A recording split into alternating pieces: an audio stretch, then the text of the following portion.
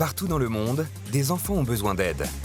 Ils sont orphelins ou issus de familles pauvres et n'espèrent qu'une chose, que leur vie change.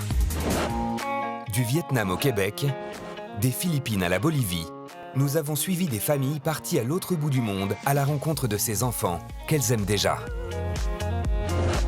Nicole et Philippe s'envolent pour le Vietnam, où ils vont adopter un enfant de 8 ans qu'ils n'ont jamais vu. Non, mais là, je craque un peu parce que ces jours, c'était fou. Ça a été éprouvant, je trouve. Ils vont vivre des émotions fortes et devoir apprendre à gérer les crises de jalousie de leur premier enfant, adopté lui aussi au Vietnam 6 ans plus tôt. Oh, wow. Non, non, non, non. Hey! Caroline part en Bolivie. Elle va passer 3 jours en compagnie de Maria Luisa, une petite fille de 4 ans qu'elle parraine. Rencontrer, de la faire rigoler, de la voir sourire, enfin voilà, c'est merveilleux. Mais entre la barrière de la langue et le choc des cultures, elle va se heurter à des obstacles inattendus. Enfin, nous nous rendrons au Québec, où Steve et Richard préparent la première rentrée des classes de leur fils Nathan, qu'ils ont adopté aux Philippines. Un événement qui va ébranler toute la famille. J'appréhende ce qui va se passer là-bas.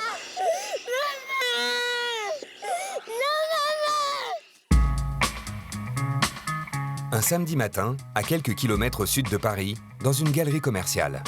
Il est 10 h. 2 jeunes femmes s'apprêtent à faire des achats. Voici Caroline, 28 ans, responsable de communication commerciale, et son amie Christelle. Bonjour.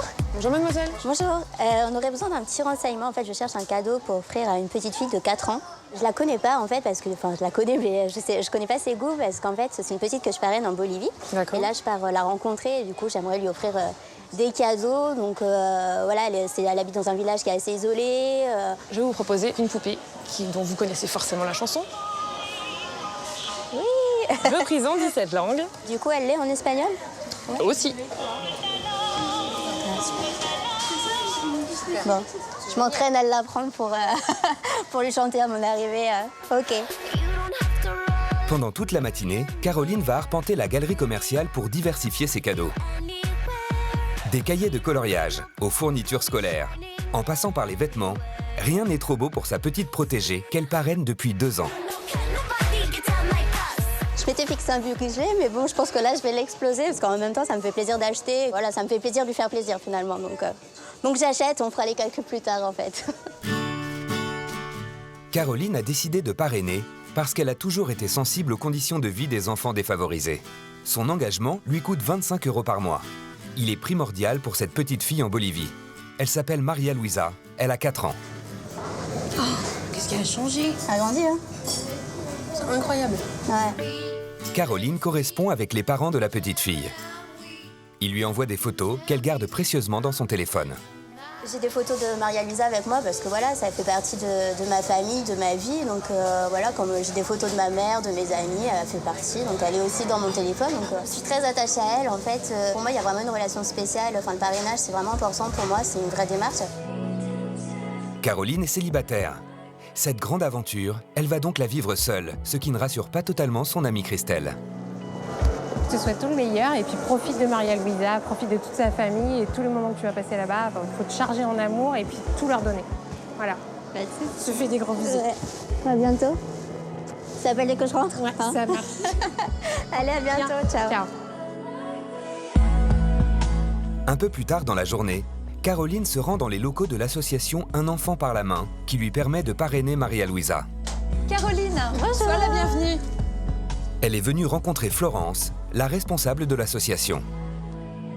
Là, c'est tous les dossiers des enfants. Ça peut paraître assez incroyable, mais on a des versions papier de tout ça. C'est par ici, alors. Voilà.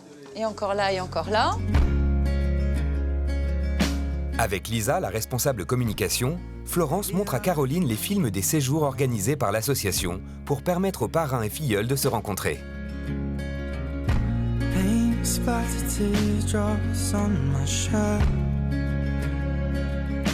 Ils n'ont pas l'habitude de voir leur parrain ou leur marraine. Ils peuvent être très, très, très impressionnés. Donc, il y a voilà, il faut donner ce temps de s'apprivoiser, de s'observer. Mais je pense que ce temps, tu en auras besoin toi aussi, finalement, parce que c'est ouais, c'est très émouvant. J'ai déjà l'émotion qui arrive, alors que finalement, j'y suis pas encore. Et du coup, je me dis, voilà, quand je vais y être, ça va être ça. Mais sauf que je vais vraiment le vivre en vrai et fois 10 000, parce que du coup, là, c'est que des images. Donc en vrai, j'imagine... si, je sais très bien comment je vais réagir, mais voilà, je pense que ça va être fabuleux et j'attends avec impatience de la rencontrer, ouais, vraiment. Caroline est aussi venue pour une autre raison. Elle ne parle pas un mot d'espagnol. Heureusement, elle peut compter sur Sergio, un employé de l'association d'origine mexicaine. Me llamo Caroline. Carolina. Carolina, c'est tout ce que je sais dire. C'est Carolina. Pendant plus d'1 heure, Caroline va faire de son mieux pour apprendre des mots simples afin de communiquer avec María Luisa. Comment on dit tu es jolie ou Es una chica muy bonita. muy bonita? Muy bonita, sí. Comment je peux lui demander que je suis contente de la rencontrer? Me da mucho gusto verte. Me da mucho gusto verte. Sí. Même si elle est très concentrée, Caroline a encore un peu de travail à faire pour améliorer sa prononciation. 4, 5, 6. 6. La cause. 6. 6. 7, 8, 9, 10. 10, muy bien. 9, 10, sí. En fin de journée, Caroline regagne son appartement à Châtillon, au sud de la capitale. Chez elle, María Luisa est très présente. Donc bientôt, elle aura sa photo avec moi. Le départ de Caroline approche. Il est temps pour elle de faire ses valises, une activité à laquelle elle n'est pas vraiment habituée. Ce voyage en Bolivie, effectivement, c'est un peu l'aventure pour moi, parce que le plus loin où j'ai été, c'est à Marrakech, donc rien à voir, pas décalage horaire, donc ça va être la première fois de faire autant d'heures de vol aussi, donc puis du coup de découvrir vraiment une nouvelle culture. Sa priorité, c'est de ranger les cadeaux de María Luisa. Mais quand il s'agit d'y rajouter ses habits, ça coince. Caroline part dans 1 semaine. Elle a encore un peu de temps pour trouver une solution.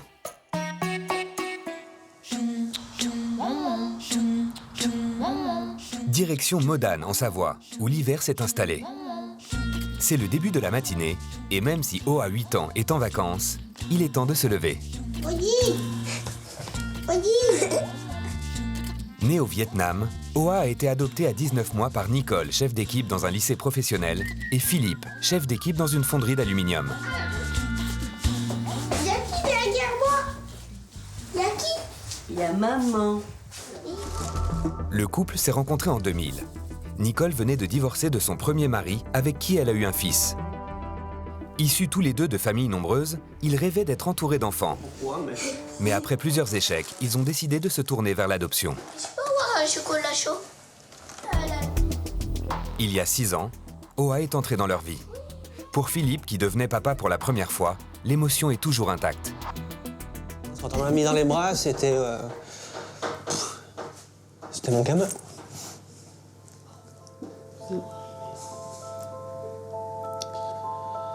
Et puis, disons que le parcours est difficile quand même, parce que pour obtenir l'agrément, Donc c'est peut-être ça, justement, l'émotion après, quand on arrive, qu'on nous le met dans les bras, ça y est, c'est la victoire, quoi. Enfin. Pourtant, le jour où on leur a présenté Oa, Nicole et Philippe ont découvert à quel point c'était un enfant fragile. À 17 mois, il était déjà terriblement marqué et faible. Il sortait en fait du centre de malnutrition parce que c'est un gamin apparemment qui refusait de s'alimenter. Parce qu'on a eu beaucoup de mal à lui donner même un biberon. Hein. À cause de la malnutrition dont souffrait Oa, personne ne voulait l'adopter. Pour lui trouver des parents malgré tout, sa particularité n'était pas mentionnée dans son dossier. Nicole et Philippe ont découvert la réalité en arrivant au Vietnam. Il pesait 7 kilos, il faisait 75 cm. Apparemment, il n'avait jamais mangé. Jamais mangé quelque chose de solide. Et en fait, il ne tenait... Donc, il avait 17 mois quand on l'a connu. Il ne tenait pas assis. Et il n'avait jamais été mis debout. Malgré ce constat, Nicole et Philippe n'ont jamais songé à renoncer à cette adoption. Depuis 6 ans, ils ont tout fait pour lui apprendre à manger, à marcher, à s'exprimer. Aujourd'hui, Oa est un petit garçon comme tous ceux de son âge. Malgré l'attention particulière que son éducation a suscitée, Nicole et Philippe ont décidé d'agrandir encore la famille. Dans une semaine, ils retourneront au Vietnam pour y adopter un autre enfant du même âge que Hoa, espérant ainsi créer une vraie complicité entre les deux garçons. Il y a un petit garçon qui s'appelle Tin. Mais cette adoption s'annonce encore plus complexe que celle d'Hoa. On a eu quelques éléments de son dossier médical sur lequel on met retard du développement de motricité, autiste, naissance avant terme, insuffisance respiratoire. Un diagnostic lourd, mais difficile de refuser un enfant quand on rêve depuis longtemps d'une grande famille. On a attendu déjà 4 ans et demi pour qu'ils nous en proposent un, donc il faut réfléchir très vite, quoi. Nicole et Philippe ne veulent pas trop s'inquiéter tant qu'ils n'ont pas rencontré Tin.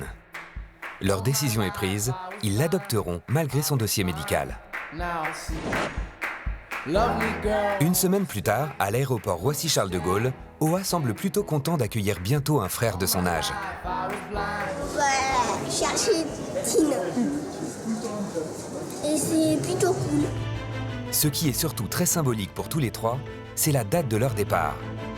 Nous sommes le 24 décembre.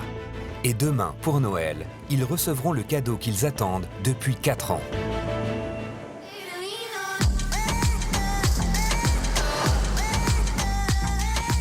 12 heures de vol plus tard, changement de saison et de contexte.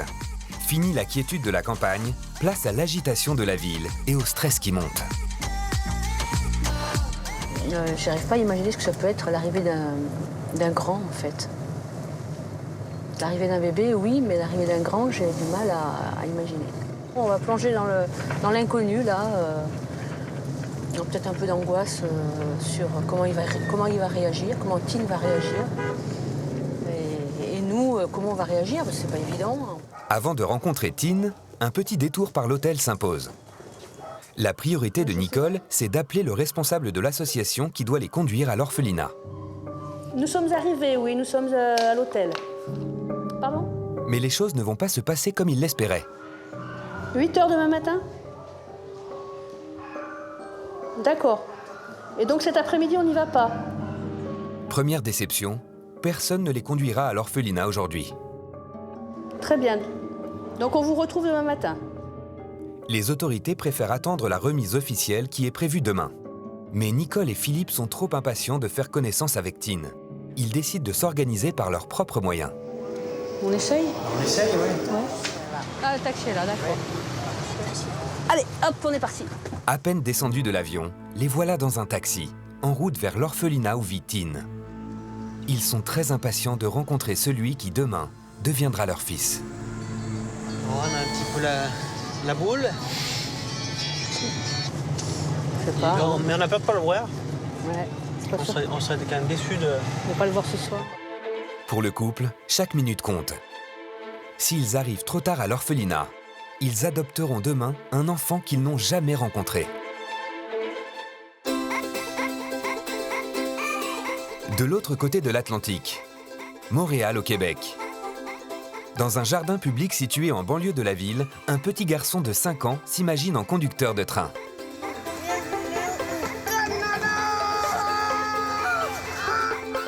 Il s'appelle Nathan. Il a été adopté par Steve et Richard aux Philippines il y a tout juste 3 ans. On en profite. Ça a été une attente peut-être trop longue. Alors, il n'y a rien qui peut remplacer ça. La joie et le bonheur que ça nous apporte, il n'y a rien qui pourrait remplacer notre petit homme. Pour devenir parents de Nathan, Steve et Richard ont attendu 12 ans. Oui, j'arrive. Papa, il fait Spider-Man! Spider-Man, ouais! Arrête de bouger ma toile, il va casser ma toile. OK, papa, il touche pas à ta toile. Maman est en arrière de toi, te tiens. Il n'y a pas de mots pour expliquer notre joie, notre... comment on pourrait appeler ça?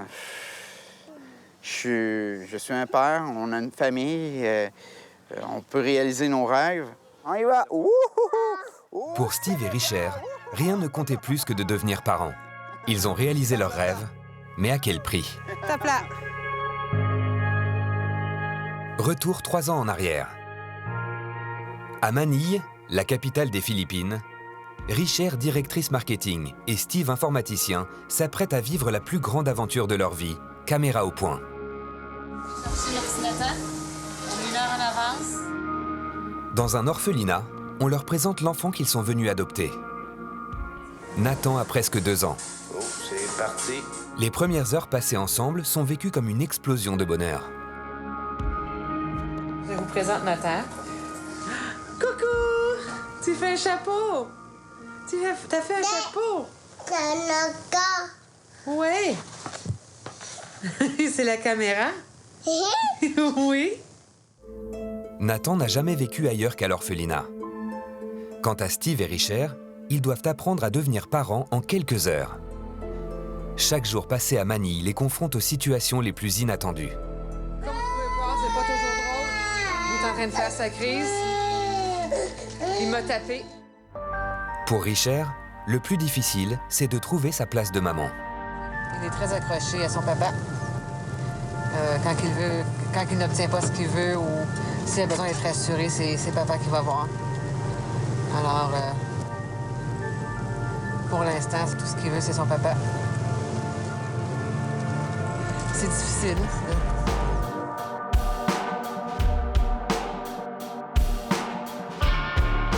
Steve filme les moindres instants de la vie de Nathan. Le 3e jour de son adoption, il va être témoin d'un moment inoubliable. Celui où Nathan a appris à aimer sa maman.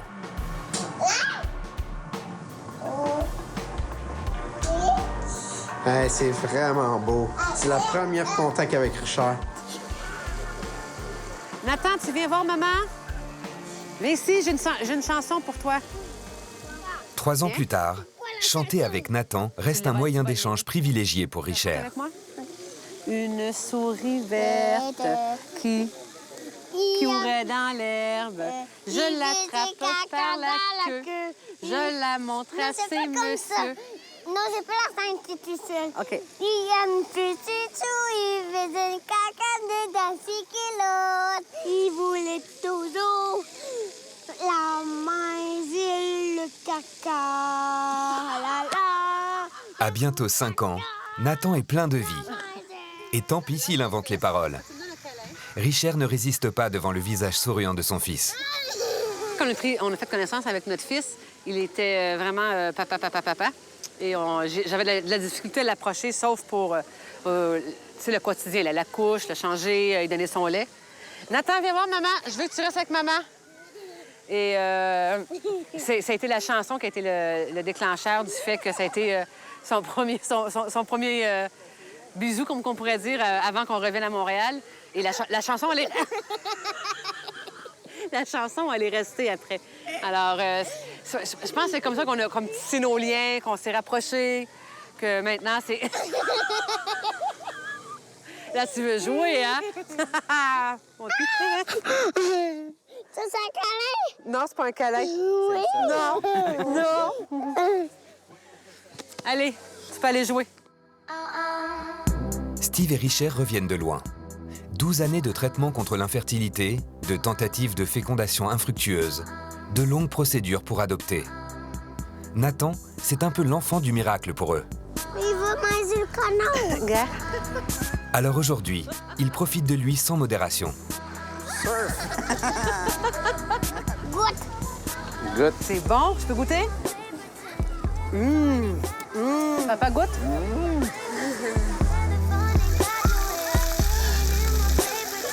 Steve a trouvé le mot juste pour décrire ce qu'il ressent pour son enfant. Fusionné. Nous avons fusionné. Toutes ces épreuves, aujourd'hui, c'est du passé. Ça nous donne la valeur de ce que c'est une famille. C'est la valeur d'avoir un enfant.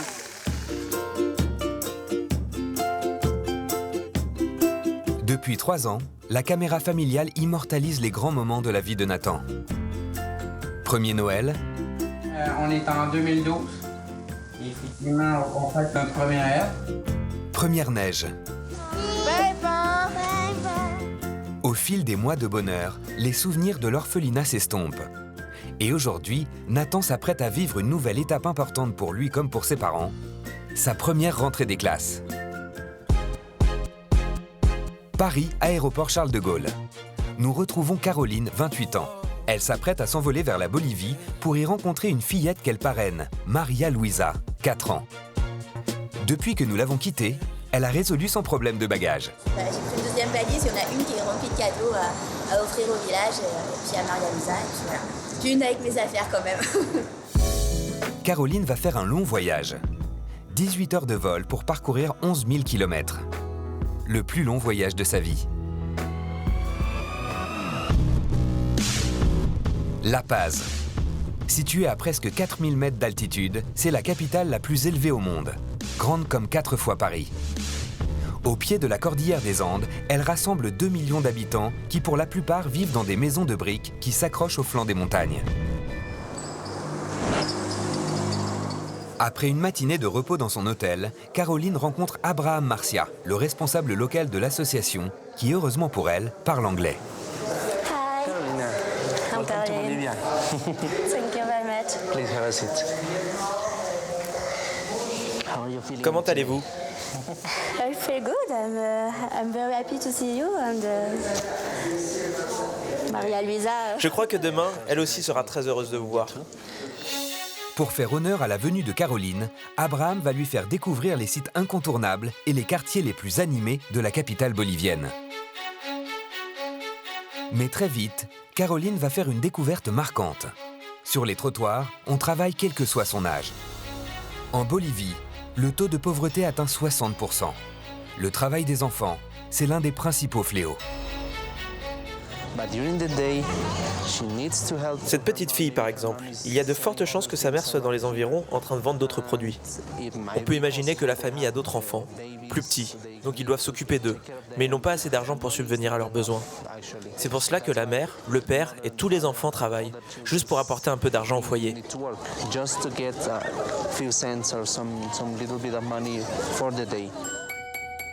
Face à ce terrible constat, Caroline prend conscience de l'importance de son engagement à travers le parrainage d'une enfant bolivienne. Parrainer une petite et lui donner l'opportunité de ne pas travailler, d'apprendre, voilà, c'est important. Alors c'est peut-être une parmi son village, mais voilà, ce sera toujours une qui ira à l'école et qui va aider sa famille après. Cet enfant qu'elle parraine, Caroline est venue jusqu'en Bolivie pour la rencontrer. Demain, ce sera le grand jour. Lundi matin, 7 h. Dans sa chambre d'hôtel, Caroline se prépare pour cette journée dont elle rêve depuis longtemps. C'est un jour particulier pour moi, c'est la rencontre avec Maria Luisa, donc oui, j'espère être pas trop mal. Un minimum, hein. Présentable, oui, il faut. Caroline entame une nouvelle journée de voyage. Pendant 5 heures, dans la voiture affrétée par l'association, elle va traverser les paysages spectaculaires de l'altiplano à 4000 mètres d'altitude. Quand le bitume laisse place à des chemins de terre, le village de Maria Luisa n'est plus très loin. Et le cœur de Caroline bat un peu plus vite. Alors là, plus on approche, plus je suis un peu nerveuse, stressée. C'est un moment que j'attends depuis un certain temps. Et là, bah voilà, dans 10 minutes, ça va se concrétiser. Donc c'est bizarre, c'est excitant, voilà, c'est plein d'émotions. Et voilà, elle va prendre encore plus de place dans ma vie après cette rencontre et ces jours passés avec elle. Plus la voiture approche, plus le ciel devient menaçant. La rencontre doit avoir lieu à l'école, un bâtiment posé au milieu de nulle part. Sur une moto, le père de Maria Luisa apparaît avec 3 de ses enfants.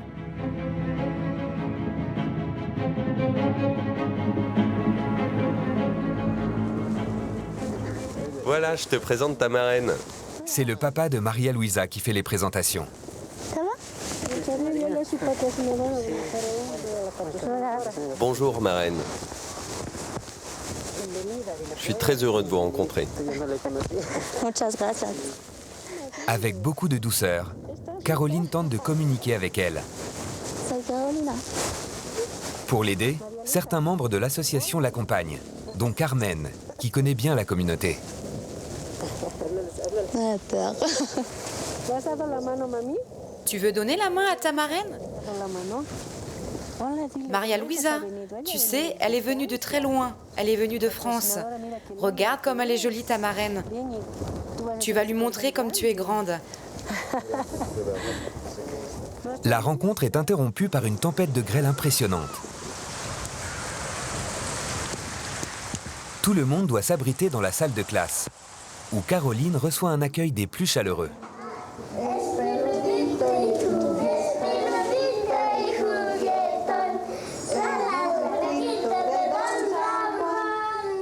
Pour venir à l'école chaque jour, ces enfants se déplacent à pied, parcourant plusieurs kilomètres seuls et dans un seul but, s'instruire pour espérer sortir de la pauvreté.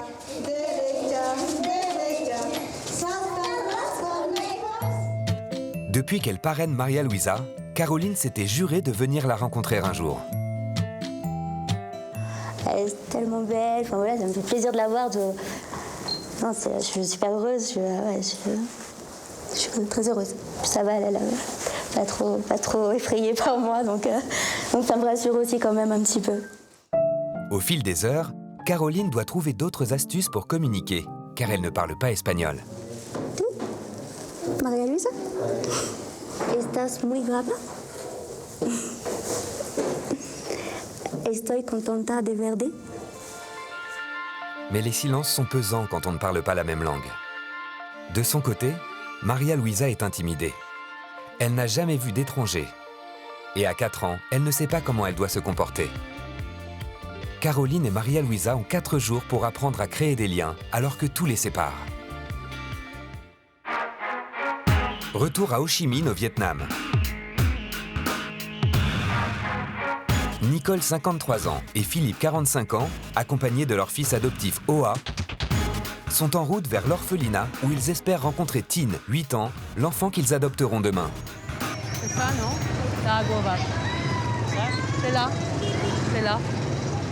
Bon. Même si la directrice ne les attendait pas aujourd'hui, elle se montre chaleureuse. Yeah.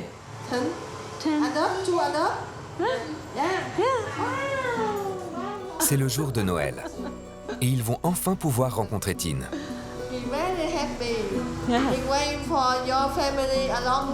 Yeah, we know.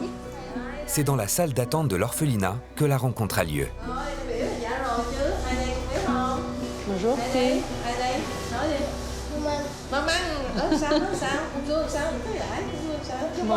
Bonjour, Tine. Tine fait connaissance avec ses futurs parents et avec Hoa, qui va devenir son frère.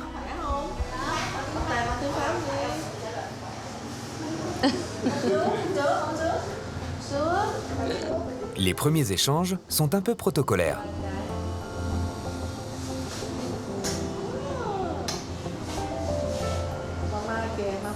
Nicole veut un vrai contact avec Tine. Il est comme toi, hein? Alors? Hein?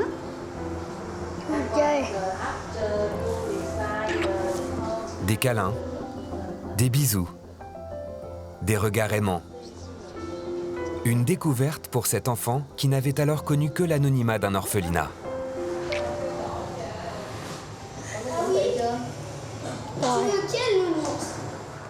Hoa lui aussi veut souhaiter la bienvenue à Tine, qui a le même âge que lui. Avant de pouvoir communiquer par la parole, ils échangent le plus spontanément possible. La complicité semble immédiate. Nicole et Philippe savent que Tine est considérée comme autiste, mais ils préfèrent observer son comportement plutôt que de se fier au dossier médical. Tu me montres ta chambre? Ouais. Tine fait visiter à sa nouvelle famille l'orphelinat dans lequel il vit depuis toujours et qui accueille plus de 230 enfants. Les bébés, là? Ouais, les bébés.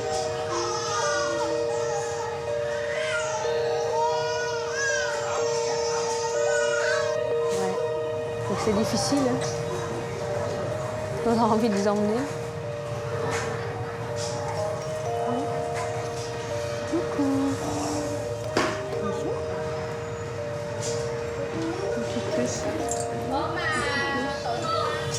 Bonjour. La visite se poursuit dans la chambre de Tine, un dortoir qu'il partage avec une douzaine d'enfants. Au niveau confort, c'est pas terrible. Hein, Avec une paillasse dessus. Avec une paille, ouais, dessus. Donc, bon, il y a un oreiller, il y a un nounours. C'est vrai qu'ils sont dans une pièce où il y a entreposé plein de choses. La directrice propose à Oa de rejoindre Tine sur un lit. Allez, ma puce. Oh là là là là. Il y a 6 ans, lui aussi vivait dans un orphelinat. Mais depuis, Nicole et Philippe ont changé sa vie, comme il s'apprête à le faire avec Tine.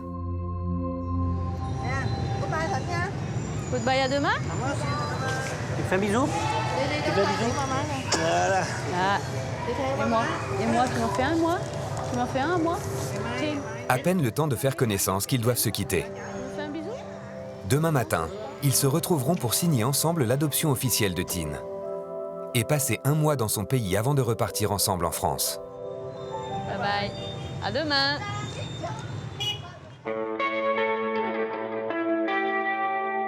Mascouche, en proche banlieue de Montréal au Québec. Il est 8h30 et Richard s'apprête à réveiller son fils Nathan, 5 ans, adopté aux Philippines il y a 3 ans.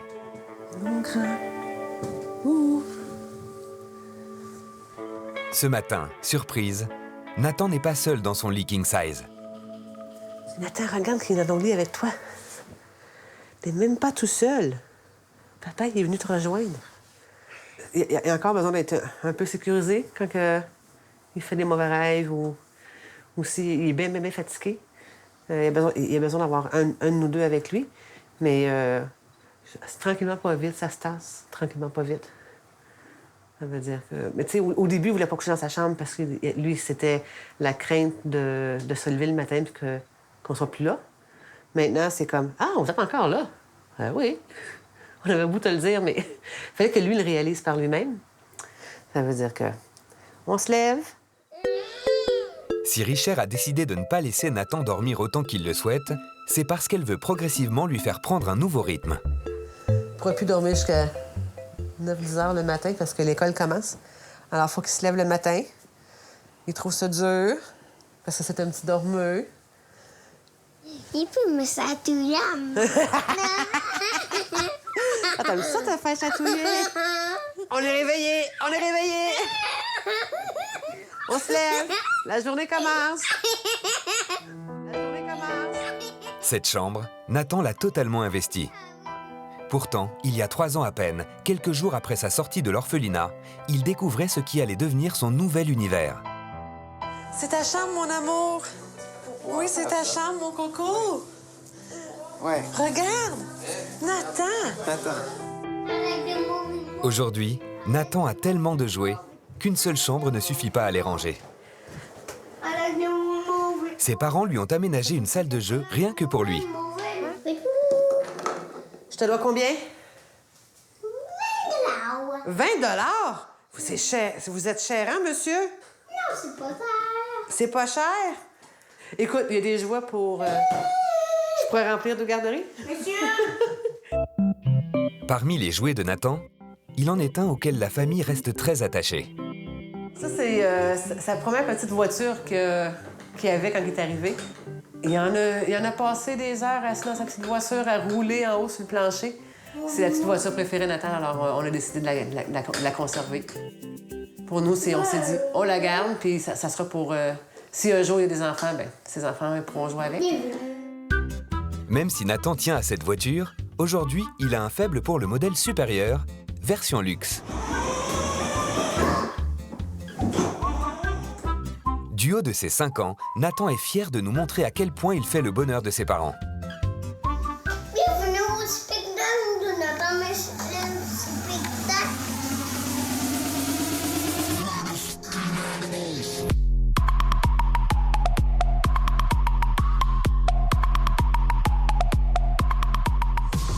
T'es mon meilleur danseur au monde. Aujourd'hui, on fait un feedback de 3 ans. Et moi, je peux dire que c'est toute une évolution. C'est majestueux. Cette évolution, Nathan la doit en grande partie à la patience de ses parents. Ils lui ont tout appris. À porter des vêtements. Est-ce qu'on s'habille? Alors, on a comme l'impression Il devait passer ses journées en couche. Et que porter du linge, c'était pas régulier, là. Mouah. Il est trop cute. À manger, Il était nourri aux bananes. Aux bananes bouillies. à entretenir ses dents, Allez, brosse tes dents. Comme il faut. La première chose qu'on lui a montré, c'est de comment se brosser les dents comme il faut et entretenir son hygiène buccale. Hein? Et le dentiste, qu'est-ce qu'elle a dit, la dentiste? Que t'avais des... Caries. T'avais une carie. Et comment tu te brosses les dents maintenant, Nathan? et à aimer l'eau. À son arrivée au Québec, lui faire prendre un bain relevait de l'exploit. Aujourd'hui, l'appréhension est loin derrière lui, à tel point que ses parents ont même fait installer une piscine dans le jardin. Une occasion supplémentaire de partager des moments de complicité. Je t'ai attrapé, c'est à moi. C'est mon poisson. C'est mon poisson. Ah, tu veux que je te pousse? OK, papa. Pour Steve et Richard, voir leur enfant s'épanouir est le plus grand des bonheurs. Et pour cause, alors qu'ils sont avec Nathan depuis 3 ans, l'adoption n'est pourtant validée que depuis moins d'1 an. Ah, ça, c'est son certificat de citoyenneté canadienne. Ah, oui. Il a eu sa citoyenneté le 11 décembre. Wow. Puis ça, c'est son acte de naissance du Québec. Nathan Jérémy, nom du père, nom de la mère. Mais le lieu de naissance, il reste toujours Manille Philippine. Ah oui. C'est la fin d'un processus. Et c'est ce qui... c'est comme la concrétisation de dire, c'est votre fils, il ne peut plus rien arriver, personne ne peut venir le chercher. Aux yeux du gouvernement québécois, c'est comme si on l'avait mis au monde. Ça veut dire que... Mais quand j'ai ouvert l'enveloppe, qu'on l'avait reçu, tu sais, sur le coup, tu regardes ça, puis tu te dis, oh! Tu sais, ça te prend par surprise. Nom du père, nom de la mère. Tout est légal, tout est fini. Oui, il est citoyen canadien et notre fils à part entière. Un fils à part entière qui, depuis 3 ans, vit dans une bulle familiale remplie d'amour, partagée entre ses grands-parents qui le gardent souvent, et un papa qui a arrêté de travailler pour passer un maximum de temps avec lui. Mais dans 2 jours, il va falloir changer les habitudes. Nathan va rentrer à l'école, une grande inconnue qui inquiète déjà ses parents. Je pense que c'est plus papa qui est... Toi, tu t'inquiètes un peu, voir comment ça va se passer dans la classe. Oui, c'est plus une étape pour nous aussi. Et je pense que le grand changement, c'est nous. Lui, ça va être... Moi, ça va être de le laisser à la porte. Ça va être une étape, mais nous, c'est un grand changement. On commence à voir qu'il est de plus en plus indépendant et ça nous fait dire, oh, attends une minute, notre rôle de parent va changer, là. C'est plus un bébé, c'est un préscolaire. Il prend une étape, un envol, et cet envol-là est un peu inquiétant pour papa, parce que j'ai peur de perdre ma place. Pour la première fois, Nathan va devoir quitter l'entourage familial protecteur. Comment vivra-t-il cette nouvelle étape?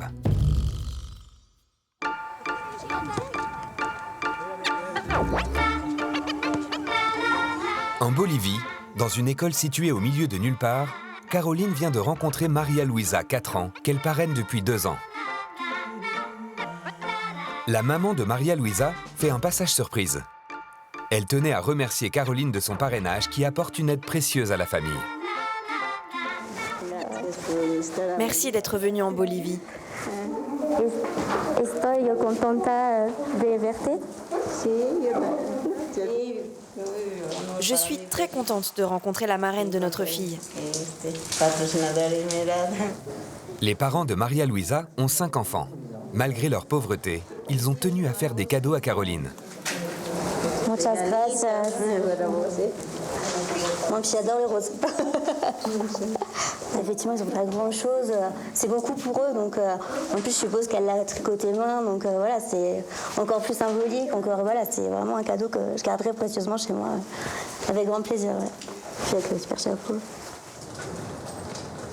À l'extérieur, l'orage gronde et inquiète les enfants. Pour les aider à retrouver le sourire, Caroline a une solution. Alors là, c'est les cadeaux que j'ai ramenés du coup de Paris, où voilà, mes amis, mes collègues et moi, voilà, on a acheté pour distribuer à tout le monde. En espérant que ça leur fera plaisir. En fait, on a appris essentiellement des choses quand même utiles pour l'école, donc des cahiers, des stylos feutres. Face à tous ces cadeaux, le visage des enfants s'illumine. On applaudit.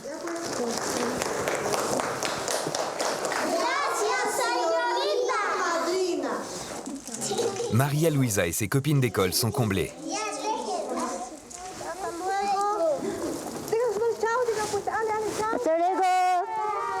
Demain, Caroline retrouvera Maria Luisa chez elle.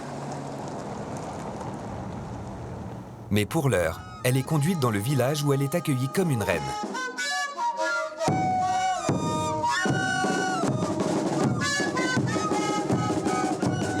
Les habitants ont voulu exprimer leur reconnaissance. Les 25 € que Caroline verse chaque mois à l'association sont répartis entre la famille de Maria Luisa et le village. Le don mensuel de Caroline change un peu leur vie à tous, et elle va s'en rendre compte en visitant cette communauté. Ici, la plupart des maisons sont en torchis. Pas de commerce, pas de voiture, juste une église des plus pittoresques. L'électricité est installée depuis 2 ans à peine. Quant à l'eau, il faut aller la chercher au puits. Certains des habitants ont migré vers les villes dans l'espoir d'un avenir meilleur, tandis que d'autres travaillent la terre, s'occupent du bétail ou encore pêchent pour nourrir leur famille. Caroline, qui n'a jamais voyagé aussi loin, vit pour la première fois un tel décalage des cultures. Comparé à ma vie parisienne, ça n'a rien à voir. Moi, je vais au supermarché comme tout le monde faire mes courses et eux, non, ils cultivent vraiment leur nourriture. Et si ils vont pas au champ, ils pourront pas manger. Enfin voilà, c'est vraiment vital pour eux de travailler. Ils travaillent pour eux, pour vivre, pas pour gagner de l'argent, effectivement, comme nous, on peut faire pour avoir des plaisirs. C'est pas ça ici. La journée de Caroline n'est pas terminée. Dans le village, il n'y a aucun hébergement possible. Pour atteindre l'hôtel le plus proche, elle va devoir encore effectuer 2 heures de route. Demain, Caroline va entrer dans l'intimité de sa filleule et de sa famille.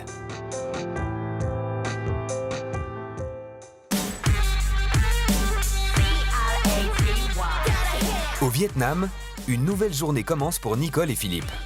Une journée historique. Aujourd'hui, ils vont adopter Tin, 8 ans, qu'ils ont rencontré hier à leur descente d'avion. On court là. On court là. Allez, hop, on va à la remise officielle. Hop. Là, c'est en fait le gouvernement vietnamien qui nous remet Tin comme étant notre enfant. À l'orphelinat, Tin les attend avec sœur Lucienne, qui veille sur lui depuis sa naissance. Pour le préparer à l'adoption, elle lui a appris quelques mots de français. Yes. C'est papa. Comment s'appelle papa? Papa. Philippe. Yes. C'est maman. Comment s'appelle maman? Mon corps. Il sait lire tout ça. Et puis tout ça, il sait. D'accord. Tout ça. Oui, tout ça. C'est lui qui a écrit, non? Oui, c'est lui. Tout le cahier, c'est lui. Moi, Nicole et Philippe sont impressionnés par le travail fourni par Tin.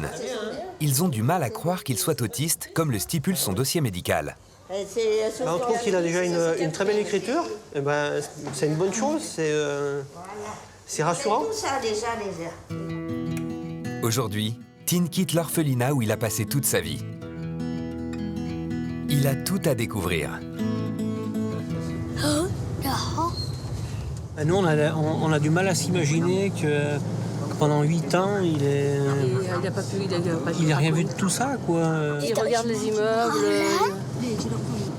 C'est effectivement, tout doit être nouveau pour lui. Hein. À part l'orphelinat, je pense qu'il n'a pas vu grand-chose.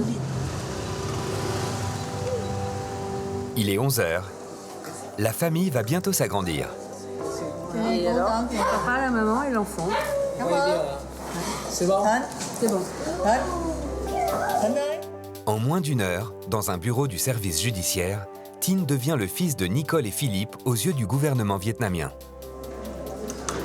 C'est officiel. Cette famille française et cet enfant vietnamien ont 2 parcours que tout oppose. À partir d'aujourd'hui, ils vont écrire leur histoire ensemble.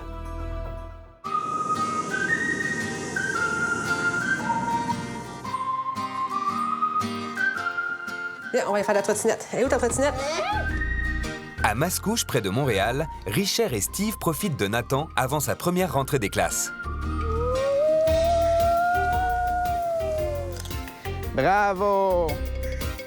Depuis qu'ils l'ont adopté aux Philippines, ils ont créé des liens très forts avec leur enfant. Je dois avoir à peu près pas loin de 4 à 5 000 photos. Le plus comique, c'est l'autre soir, on se couche, puis il me dit, maman, il dit, faut que je te dise un secret. Je dis, ah oui? J'ai dit, c'est quoi ton secret? Il dit, t'es la plus merveilleuse maman que j'ai eue. T'es donc bien beau. Depuis que Steve et Richard ont un enfant, il a envahi les murs de la maison. Ma préférée, c'est celle-là, moi. Non, moi, c'est celle-là. Oui? Puis celle-là. Ah, ben les deux, c'est ça, là, c'est sûr. On dirait qu'il regarde vers le futur. Ouais. Comme j'ai une bonne étoile. Ou... On voit dans son visage l'épanouissement qu'il y a. Ouais. Le côté triste, il l'a plus. Je peux pas... Comment je pourrais... Je peux pas l'expliquer. On le regarde dans son regard, il y a un sourire. Avant, il n'y avait pas de sourire, il était vide. Devant ces photos, Steve et Richard réalisent à quel point le temps passe très vite. Commence, bientôt, il va aller à l'école. J'ai pas hâte. Bon, faut accepter qu'ils vont vieillir, hein? Non, peut-être. Mais il va devenir autonome, B. La rentrée des classes de Nathan préoccupe Steve, à tel point que Richard doit le rassurer. L'école, ça va juste faire du bien, là. Il va apprendre à socialiser, à prendre sa place. Peut-être. Mais ça fait des années que je guette avec moi. B, c'est que t'es trop cocooning, t'es trop protecteur. Laisse-les voler un petit peu. Il va te surprendre. Je sais. Arrête de t'en faire, ça va bien aller, OK? Aujourd'hui, la petite famille a rendez-vous au restaurant avec les grands-parents de Nathan. Ils sont très attachés à leur petit-fils, car depuis que Steve et Richard ont repris le travail après leur congé parental, c'est chez eux que Nathan passe ses journées. Pour sa grand-mère Lisette, la rentrée des classes de Nathan est vécue comme un vrai déchirement.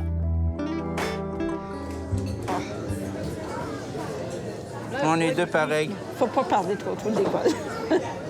Qu'est-ce qui vous émeut? C'est parce que quand tu vas à l'école, il me semble qu'il va changer. Mais j'espère qu'il va changer du bon côté. Je l'aurais pu, c'est ça. Mais je me prépare tranquillement, là. Richard et Steve, ils le savent, là. Je me prépare. Ouais. Là, tu vois, il n'est pas là, mais on s'ennuie. Je m'ennuie.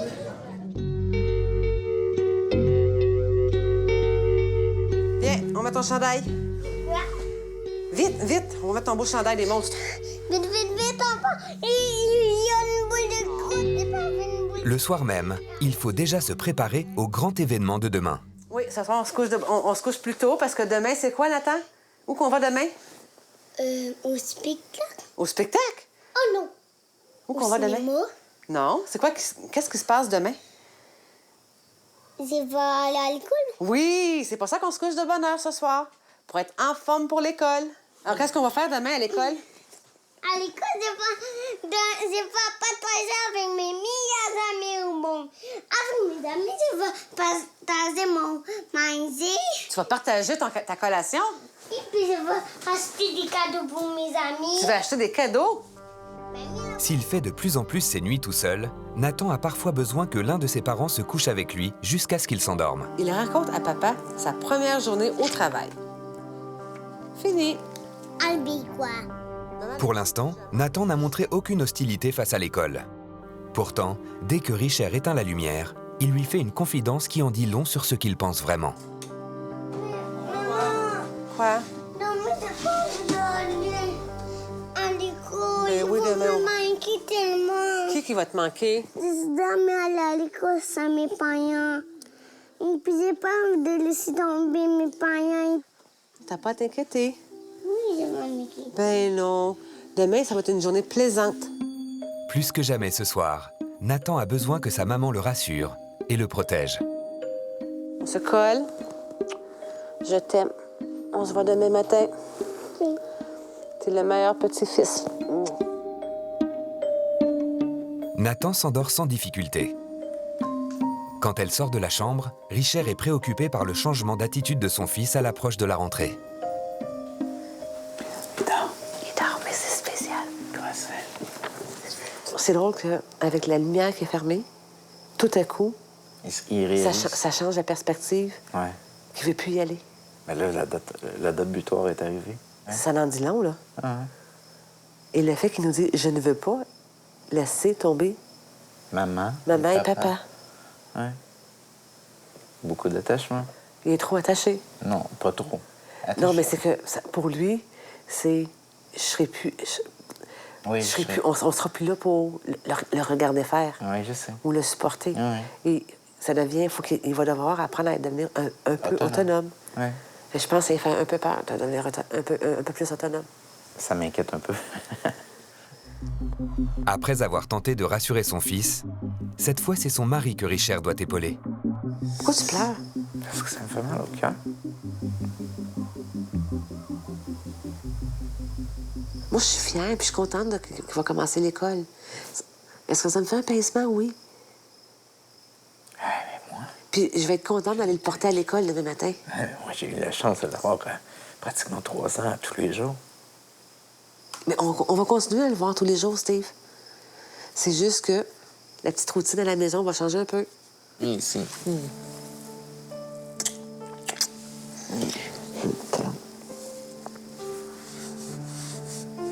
Ça va bien aller. Faut pas que tu pleures demain. La rentrée de Nathan s'annonce comme un grand bouleversement pour toute la famille.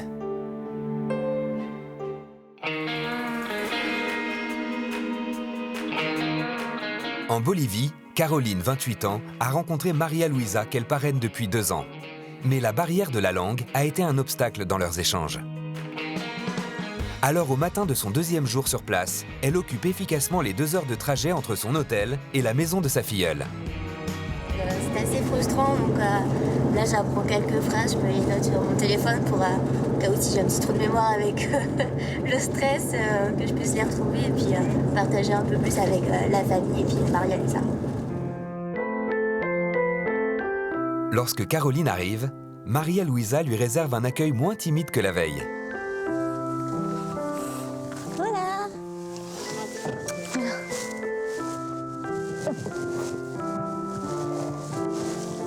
Qu'est-ce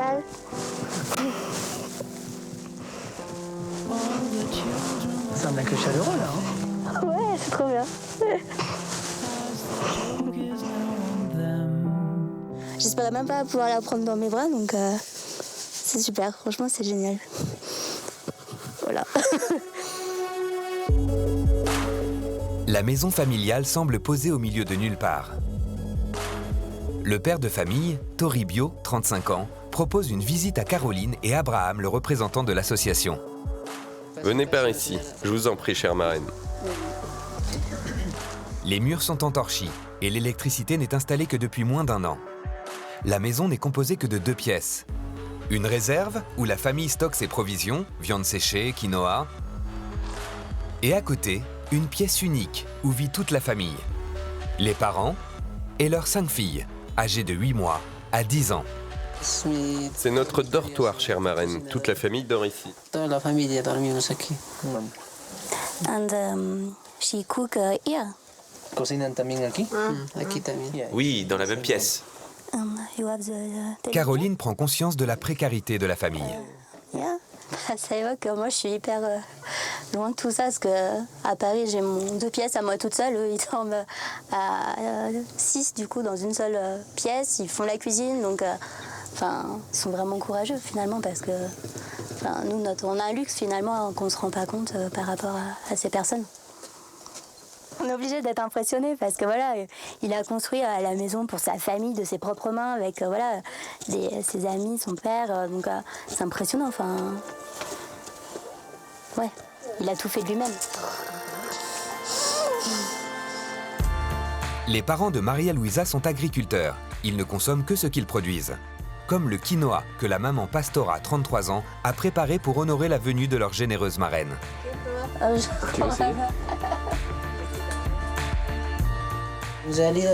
Pour vous dire vraiment la vérité, je n'aurais jamais pensé qu'elle viendrait un jour jusqu'en Bolivie. C'était vraiment impensable, rien que pour nous voir. Caroline n'est pas venue les mains vides. Avant de quitter la région parisienne, elle a acheté des cadeaux pour sa petite protégée et pour sa famille. Paris.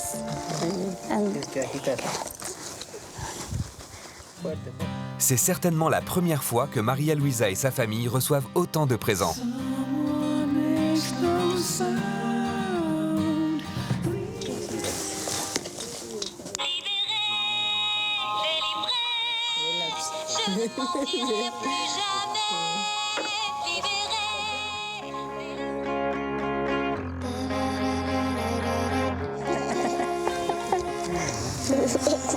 Caroline apporte un peu de joie à cette famille. Grâce à son téléphone, elle parvient à créer une vraie complicité avec sa filleule et ses sœurs. Mamie? Maman? Caroline a passé des moments précieux avec Maria Luisa. Demain, elle va faire une découverte surprenante.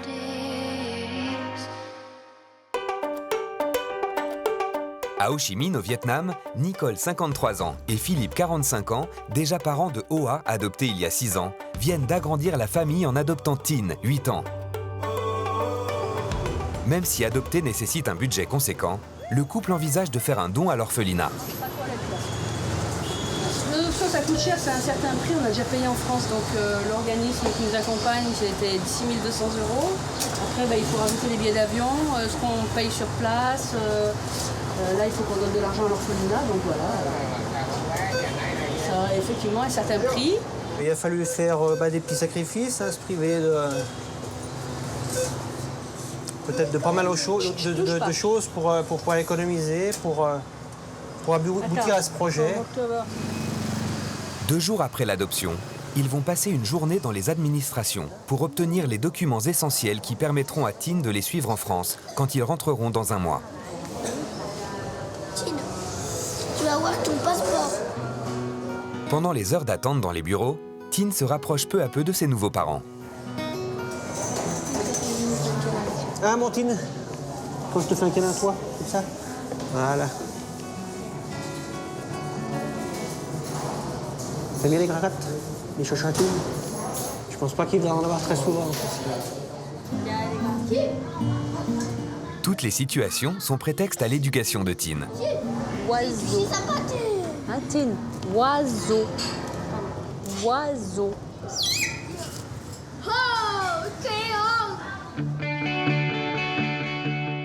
Après cette journée de formalité, Nicole et Philippe vont pouvoir commencer leur nouvelle vie avec Tin et savoir si l'autisme qu'on leur a annoncé est une réalité ou pas.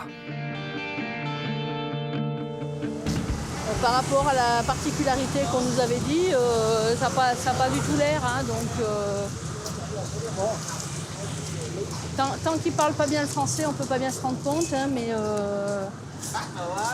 il a l'air d'un petit garçon tout à fait normal.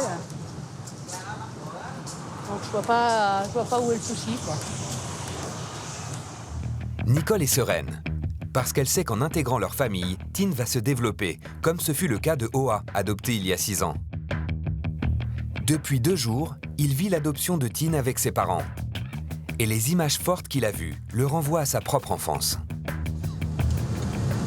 Le pauvre. Quoi? Il était tout seul, hein. Ah bah oui, il était tout seul. Il était à l'orphelinat. Oui, mais il n'avait pas de parents et tout. Et comme toi, quand tu étais à l'orphelinat, tu n'avais pas de parents non plus. Si. Ah bon? Ma mère, ma autre mère. Son autre maman? Lui, il en a eu certainement une aussi de maman. Mais j'ai eu 2. T'as eu 2 mamans, toi. Deuxième maman. Ta maman qui t'a mis au monde et puis moi. C'est ça? En fait, les mamans sont bêtes. Ah bon? Les mamans sont bêtes? Oui. Et pourquoi elles sont bêtes, les mamans? Ma première maman, elle m'a... Tu crois que tu aimerais la rencontrer un jour, ta première maman? Oui. Et je l'aimais. Du coup, elle m'a quittée. Je sais pas pourquoi. Parce qu'elle pouvait pas te garder, sûrement. Maman, toutes les femmes sont nulles. Toutes les femmes sont nulles. Tu diras peut-être pas ça quand tu seras grand. Hein? Si Hoa a trouvé sa place dans la famille, pour Tin, tout reste à faire. Ce soir, il va passer sa première nuit hors de l'orphelinat. À partir de maintenant, la famille franchit une nouvelle étape qui va s'avérer moins facile que prévu. Lundi matin, 8h30, à Mascouche, près de Montréal. Pour Nathan, 5 ans, c'est un jour important qui démarre. Sa première rentrée des classes. Un événement qui semble l'avoir perturbé toute la nuit. J'ai pas envie d'aller à l'école. Pourquoi t'as pas envie d'aller à l'école? Maman comprend pas. Hier, tu disais que tu voulais y aller. Gardé par ses grands-parents quand papa et maman travaillent, Nathan ne semble pas prêt à changer ses habitudes. Est-ce que tu mets le beurre d'arachide sur la table? Pendant le petit déjeuner, Richard tente de dédramatiser. Mais le sujet reste tabou pour Nathan. C'est Kevin? Non, c'est Bob. C'est Bob? Chin-chin. À ta première journée d'école. J'ai pas vu aller à l'école. J'aime pas ça, l'école. Même l'arrivée de Steve n'y fait rien. Nathan est bien décidé à faire entendre sa voix de plus en plus fort. Maman, qui sait pas aller à l'école? C'est normal d'avoir peur à aller à l'école. Qu'est-ce qui te fait peur? Maman, je veux rester à la maison. Ben non. Qu'est-ce qui fait peur? Oui, je veux rester à la maison. Ce matin, Steve et Richard sont confrontés à un casse-tête. Comment aider Nathan à changer d'avis? Mon rôle, c'est de la porter à l'école. On va la porter à l'école, on trouve tous les mots nécessaires pour lui faire penser que l'école est correcte. Parce que c'est aujourd'hui que ça commence, mais c'est aujourd'hui jusqu'à 18, 21 ans, jusqu'au doctorat qui doit aimer l'école. C'est pas dans 5 ans, dans 10 ans. On aime l'école et c'est... Il faut qu'il aime l'école. L'école commence à midi. La matinée se passe bien à partir du moment où le sujet qui fâche est évité. Des jeux câlins. Quoi câlin? 3 câlins. Oh. Je t'aime tout ça. Un bec? Lève les fesses. Encore les fesses. Pourtant, dans 1 heure, il faudra prendre le chemin de l'école. Richard a un mauvais pressentiment. De la porter dans la voiture, ça va être... je pense que ça va être tout un challenge ce matin. Il va nous faire la crise, il ne voudra pas sortir de la maison. Puis rendu là-bas, je pense, rendu à l'école, il ne voudra pas. Je me demande comment on va faire pour le faire rentrer. Comment on peut s'y prendre pour le faire rentrer. Devant la maison, Steve a trouvé un moyen de divertir Nathan. Quand il joue, il arrive à occulter l'événement auquel pourtant il n'échappera pas. Nathan, dans 15 minutes, on s'en va en auto. Mais on va aller te reconduire à l'école? Non, j'ai pas envie d'aller à l'école. Richard ne sait plus comment calmer Nathan. Maman, je comprends que t'as peur, Coco. C'est une nouvelle aventure qui commence. Non, j'ai pas envie d'aller à l'école. Hein? Il te reste 10 minutes pour jouer. J'ai pas envie d'aller à l'école. Nathan! Steve tente alors une diversion. Vous savez qu'on a cherché la tablette? Oui, je veux avoir la tablette, mais j'ai pas envie d'aller à l'école. On va commencer par la tablette et aller dans la voiture. Non! J'ai pas envie! Nathan? Je veux rester à la maison. OK. Ben, papa, il y a des commissions à faire. Fait qu'on va aller faire nos commissions. Tu vas aller chercher la tablette? On va aller chercher la tablette. La tablette, c'est l'une des distractions favorites du petit garçon. L'idée de Steve est concluante. Nathan entre dans la voiture, croyant accompagner ses parents au supermarché. Wow! Les Avengers! Richard n'a que quelques minutes pour finir de préparer le goûter et le sac de Nathan. Il faut profiter de l'accalmie pour aller à l'école. Mais l'inquiétude demeure. J'appréhende ce qui va se passer là-bas. J'ai l'impression que ça va être plus dur qu'on le pensait.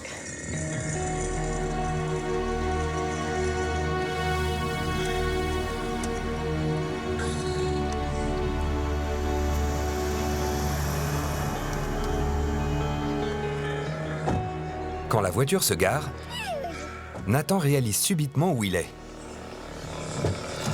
Je voulais pas aller à l'école. À l'école? Viens vite moi.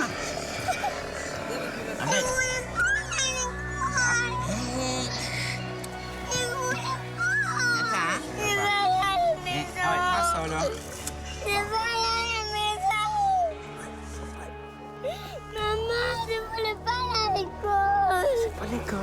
Viens voir maman. Je veux venir à la maison. Je veux à la maison. Attends, ça va bien aller. Je veux rester avec vous. Tu restes encore avec nous. Mais moi, j'ai pas envie d'aller à l'école. Je veux aller à la maison. Devant l'école, son angoisse monte et il l'exprime de plus en plus fort. Ses parents sont totalement désemparés. Aucune parole ne parvient à calmer Nathan. Regarde. Regarde la classe. Maison. Mais ça, c'est pas ma maison, ça, c'est une petite école. Ben, c'est comme une maison. Mais c'est pas une maison, je veux être là, ma vieille maison. Steve et Richard sont arrivés les premiers. Ils restent 10 minutes avant de rentrer en classe, alors ils en profitent pour s'éloigner un peu de l'école. Grâce à sa tablette, Nathan finit par se calmer. Hey. Quoi? Un coup de toc.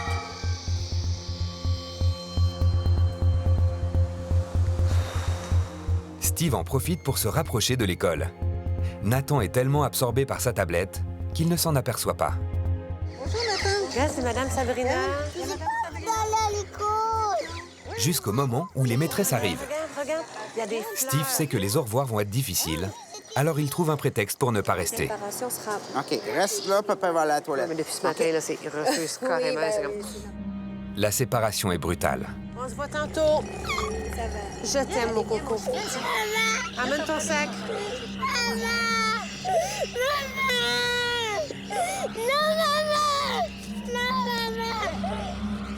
C'est Sabrina. Quand Richard retrouve Steve, cette fois c'est elle qui a besoin de réconfort.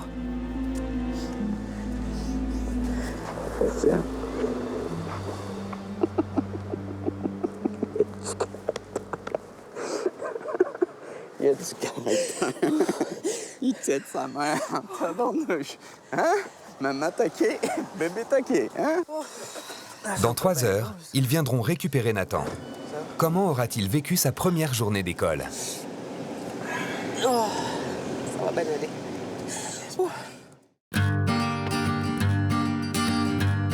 En Bolivie, Caroline, 28 ans, passe un séjour exceptionnel auprès de Maria Luisa, la fillette qu'elle parraine grâce à une association. Aujourd'hui, elle va découvrir à quel point sa générosité améliore aussi la vie d'autres villageois. Alors qu'ici, la plupart des habitants ne sont jamais allés à l'école, derrière les murs de ce bâtiment, Caroline va faire une découverte inattendue. C'est toi, hein? Ce sont des ordinateurs et tout, quoi. Des élèves derrière des ordinateurs. Une situation banale en France, mais dans cette partie de la Bolivie, elle est encore exceptionnelle. Le matériel, acheté il y a quelques semaines grâce aux dons des parrains, permet aux adolescents de se familiariser avec l'informatique. Pour vous servir du clavier, vous devez mettre vos mains au-dessus, comme ça. Les 2 mains. Les pouces, on les utilise pour appuyer sur la barre espace. Je m'attendais vraiment pas à ça. Et l'association m'expliquait justement qu'ils avaient des ordinateurs parce que souvent, après, les enfants, une fois qu'ils sont grands, vont travailler en ville. Donc c'est important pour eux de savoir se servir d'un ordinateur. Caroline ne peut s'empêcher de penser à l'avenir de sa petite protégée. Je suis contente que Maria Luisa puisse après apprendre à servir d'un ordinateur. Et puis, quand elle sera plus grande, peut-être qu'au lieu de s'écrire des lettres, on pourra s'envoyer des emails, ce qui permettra aussi d'avoir des échanges plus rapides. Parce que là, c'est vrai que le courrier, ça prend du temps. Alors, donc, c'est sûr que c'est important pour elle et pour moi aussi, pour qu'elle puisse bien grandir et avoir un bon métier après, quand elle sera grande. Quelques minutes plus tard, une autre surprise l'attend. Tous les enfants du village ont organisé un petit spectacle en son honneur.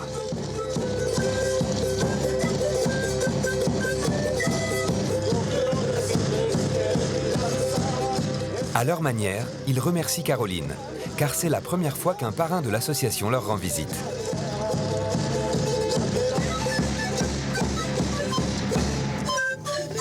Face à ces enfants reconnaissants, Caroline est très touchée. C'est pas facile, mais après, c'est compliqué parce que là, voilà, je suis toute seule devant tous ces enfants. Et...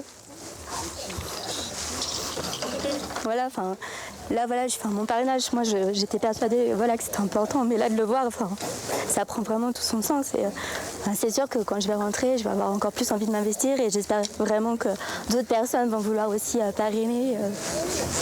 Non, enfin, sans l'association, ils n'auraient jamais tout ça. Donc c'est vraiment important pour leur avenir et qu'ils puissent aider leur famille après aussi. Quelques heures plus tard, il est temps pour Caroline d'aller retrouver Maria Luisa. Voilà. Les échanges sont toujours limités. Ça va? ¿Está bien? ¿Qué tal? Muy bien. Mais pas les gestes de tendresse. Cocorito. Caroline va partager de précieux moments avec sa filleule, car elle sait que ce sont déjà les dernières heures qu'elle passe à ses côtés. Tu veux que je prenne? J'ai un peu peur. Hein. Aujourd'hui, Caroline se surpasse pour se construire de beaux souvenirs avec Maria Luisa. Oh là là, j'ai jamais fait ça de ma vie quand même. Hein. Dans quelques heures, elle devra la quitter. C'est le moment que Caroline redoute le plus.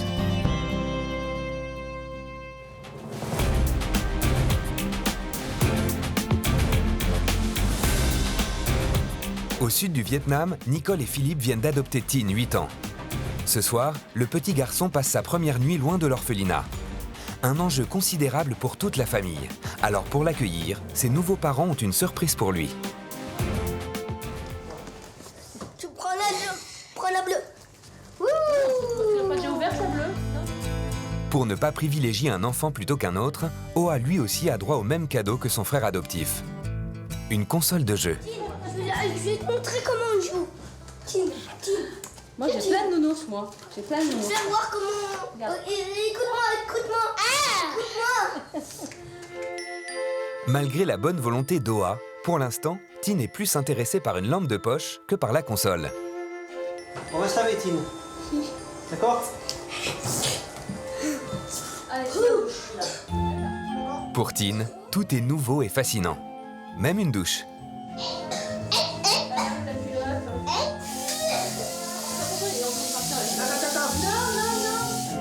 Nicole et Philippe ne le lâchent pas des yeux. Il va falloir gérer là et gérer le quotidien avec un petit garçon qui comprend pas ce qu'on lui dit. Là, ça va être un peu délicat. Tu mets ça dedans, regarde. Allez, je vais te laver un peu parce que... Voilà, viens là. Philippe prend son rôle de papa en main. Le sourire de Tin en dit long. Cette douche le lave aussi de son ancienne vie.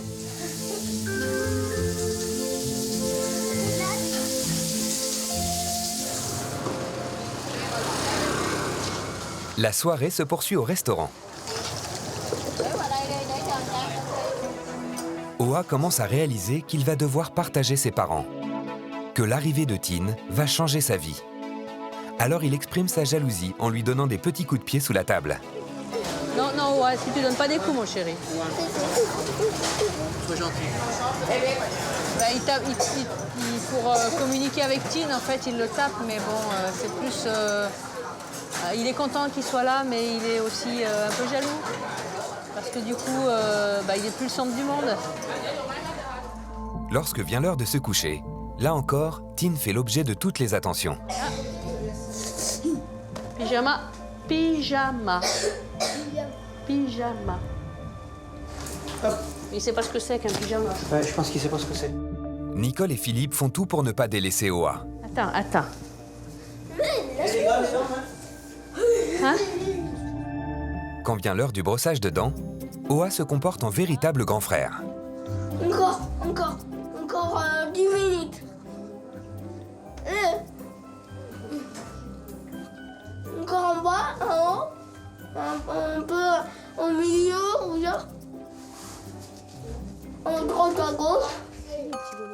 Oa a voulu dormir avec Tin, qui pour la première fois ne dort pas dans un lit à barreaux.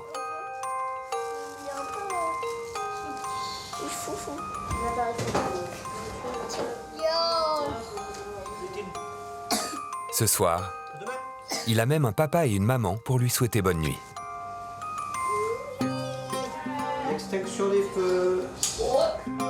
Mais quelques minutes plus tard, la jalousie de Oa ressurgit. En fait, Oa ne veut pas dormir dans le même lit, donc on va voir s'il a un matelas pour un des deux, quoi, à côté en plus. Tu as trouvé, Philippe? Il est là? Nicole et Philippe vont devoir trouver une solution d'urgence. Ils sont totalement désemparés, partagés entre Tine qui les accapare et Oa qui a peur de perdre sa place.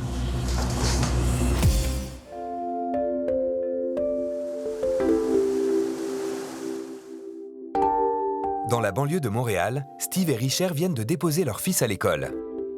À 5 ans, Nathan a fait sa première rentrée des classes. Un événement que toute la famille a vécu comme un vrai mélodrame.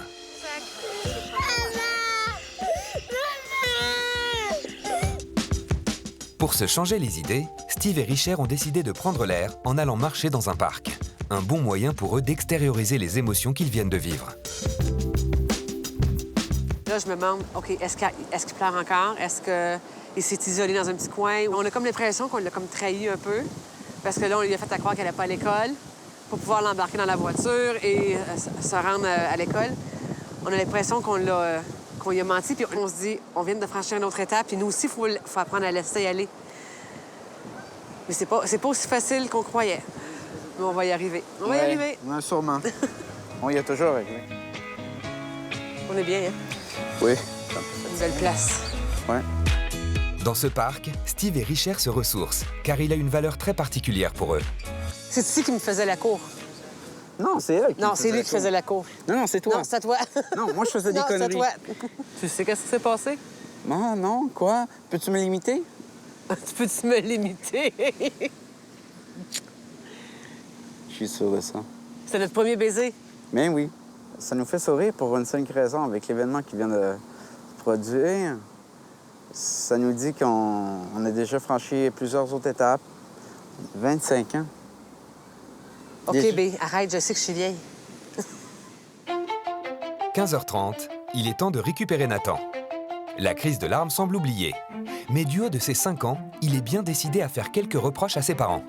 Comment était ta première journée, Coco? Pas bien! Pas bien. Ça m'a été de ta faute! C'est de ma faute, désolée. Non, toi! Ouais, t'es en colère? Là, t'es-tu content? Non.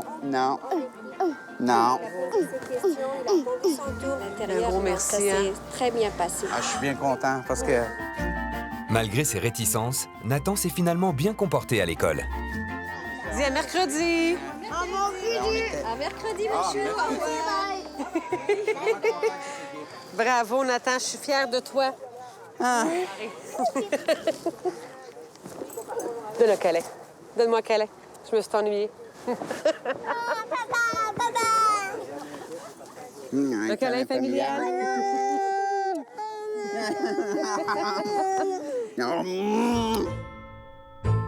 Que serait devenu Nathan s'il n'avait pas croisé la route de Steve et Richard?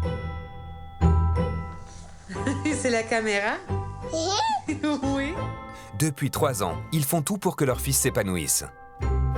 Grâce à leur implication, Nathan a fait des progrès considérables. L'enfant triste qui sortait de l'orphelinat est devenu un petit garçon plein de vie et d'énergie. Il vient de franchir une nouvelle étape importante qui va définitivement faire de lui un enfant comme les autres.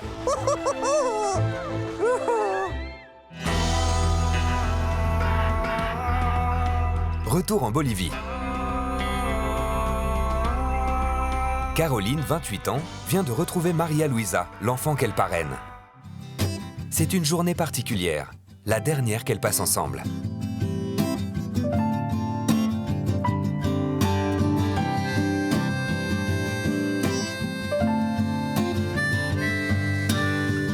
Du haut de ses 4 ans, Maria Luisa est heureuse que Caroline partage son mode de vie. C'est plutôt sympa parce que du coup c'est vrai que c'est des gestes que moi je connais pas de son quotidien, donc elle me montre comment elle fait tous les jours pour préparer le quinoa. On mélange, on étale, je la suis un petit peu, celle qui m'apprend là. Se promener ? Depuis son arrivée en Bolivie, Caroline rêvait de passer un moment en tête-à-tête avec sa filleule. Elle trouve enfin l'occasion de s'isoler un peu avec elle. Grâce à son téléphone portable, elle va surprendre Maria Luisa. Je partage un petit peu ce que j'aime aussi avec elle, quand elle partage avec moi, parce qu'elle aime. J'ai pris musique orientale, parce que voilà, je fais de la danse orientale, mais voilà, j'aime aussi d'autres musiques, donc je vais lui faire écouter Stromae par exemple. La musique, c'est le meilleur moyen de communication pour Caroline.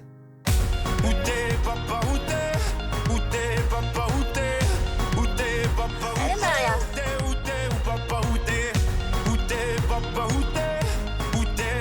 Caroline a visé juste. C'est la première fois qu'elle peut donner de l'affection à Maria Luisa. Ce que j'attendais de mon séjour, c'est exactement ça, ouais. Pouvoir être avec elle, la toucher, lui parler, même si elle me comprend pas. L'entendre rire, c'était des super moments parce que voilà, on échange des lettres, mais finalement je la connaissais pas, et là de la rencontrer, de la faire rigoler, de la voir sourire, voilà, c'est merveilleux. Là on voit qu'elle est contente de me voir quand même. Ce moment, Caroline l'attendait plus que tout. À 28 ans, cette célibataire a réussi à construire des liens avec l'enfant qu'elle parraine et s'est attachée à elle. Mais le temps file. Il va bientôt falloir se séparer de Maria Luisa et réapprendre à vivre, loin d'elle. De plus la voir, de vivre loin d'elle, ça va être compliqué parce que, finalement, elle fait partie de ma famille. C'est obligé que ce soit difficile de se séparer d'elle parce que, ça fait 2 ans que je la parraine, 2 ans que j'ai envie de la voir et j'avais 3 jours pour la voir, donc là ça va se finir. Mais bon, ça fait partie du jeu.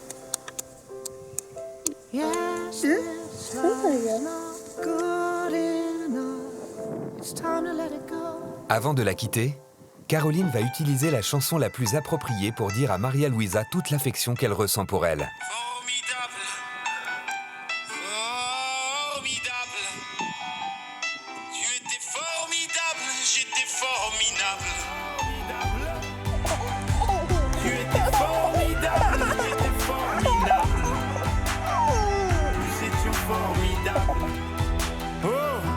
Il aura fallu 3 jours pour que Caroline brise la glace. Mais le séjour touche déjà à sa fin. Difficile de partir quand on vit un moment qu'on attend depuis 2 ans. Tengo que irme. Nathan, se va ici.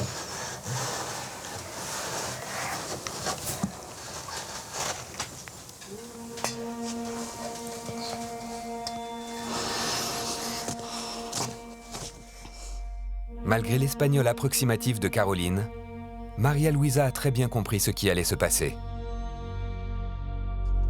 Caroline est vite envahie par l'émotion. Ciao. Bon voyage. Muchas gracias. Mais pour dire au revoir à la famille, elle a voulu faire une dernière surprise. Elle a appris des phrases fortes en espagnol.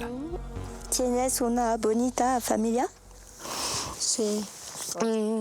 Me alegra mucho conocer finalmente. Mi familia quiere darte un beso. Muchas gracias. C'est nous qui vous remercions d'être venus. Adiós. Hasta luego. Votre visite nous a fait très plaisir. On vous dit à la prochaine fois. Dire au revoir, c'est le moment que Caroline redoutait le plus. Par pudeur, elle tente de ne pas se laisser trop envahir par l'émotion. Elle ne veut pas inquiéter sa petite protégée. Hasta luego. ¿Lo beso? Mais quand elle rejoint la voiture de l'association, elle s'effondre.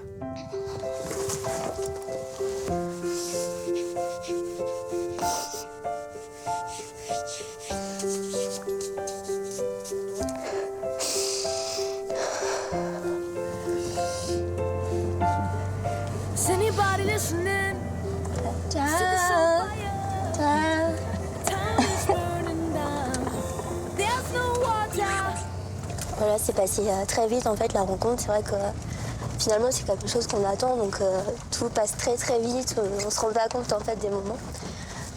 Puis voilà, puis là on se dit au revoir, donc c'est un peu triste. Mais je pense que je vais surtout regarder les souvenirs quand on était toutes les deux dans le champ, où on a dansé, où je l'ai chatouillé, où elle rigolait aux éclats. Donc ouais, c'est surtout ce petit moment de complicité qu'on a eu rien que toutes les deux que je vais garder en tête. Enfin voilà, c'est sourire, c'est rire, enfin voilà, il voulait tout dire. Caroline reprend la route vers la capitale bolivienne, des souvenirs plein la tête. Mais ce qu'elle ignore, c'est qu'elle va faire une rencontre qui va l'aider à sécher ses larmes. Au Vietnam, tout avait bien commencé pour Nicole et Philippe. Mais Hoa, adopté il y a 6 ans, manifeste une certaine jalousie vis-à-vis du deuxième enfant que le couple vient tout juste d'adopter, Tin, 8 ans. Hoa, tu préfères dormir là, Hoa? C'est toi qui te mets là?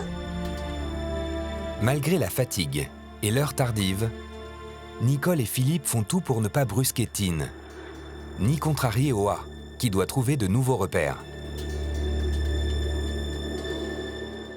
Vous dormez là? Allez. On va y arriver? Deuxième extinction des feux. Allez.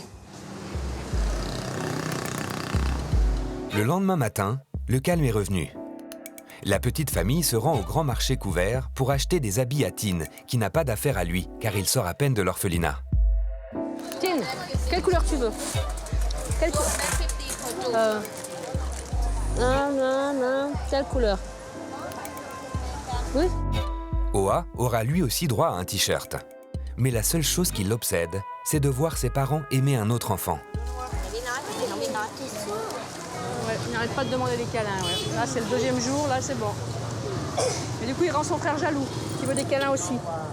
Ben, Hoa était un peu jaloux de son frère, donc chaque fois que Tin nous approche, en fait, il a tendance un peu à taper, parce que il n'est pas content. Mais bon, c'est pas une réaction de jalousie un peu normale, à ma puce. Nicole et Philippe ont voulu adopter un enfant du même âge que Hoa, pensant que la complicité serait immédiate. Mais la situation est plus compliquée que prévu. De retour à l'hôtel, Philippe a beau essayer de divertir les garçons. Hoa veut son papa rien que pour lui. Tu dégages! Non. Laisse ce qui se passe. Hoa fait son jaloux, ça y est, tu dégages, je te dis. Et Hoa, j'ai 2 petits garçons maintenant là. Regarde, il y a 2 bras. Hein? Maintenant, il va falloir partager le papa. Pour tenter de calmer Hoa et de rapprocher les 2 enfants, Nicole et Philippe improvisent une séance d'écriture. Le V et le W. Mais rapidement, Tin est au cœur de toutes les attentions. Je suis épaté, hein. Il s'applique, il ronchonne pas, il le fait avec plaisir. Tous ces compliments vont vite agacer Hoa. Non, vraiment, là, je suis très, très étonné par son travail. Là. Il manque plus que la communication, et puis je pense que ça ira très vite, quoi. Philippe est littéralement bouleversé par Tin, au point qu'il se laisse envahir par l'émotion. Ben oui, c'est un Noël, un beau cadeau de Noël. Depuis le temps qu'on attendait ça. Non, Hoa, tu arrêtes. C'est...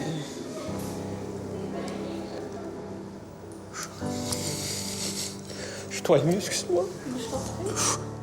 Depuis 2 jours, tout s'accumule. La fatigue, le stress des formalités, l'arrivée d'un enfant présenté comme autiste et maintenant les crises de Hoa. Si jusqu'à présent, il parvenait à tout intérioriser, ce soir, Philippe lâche prise.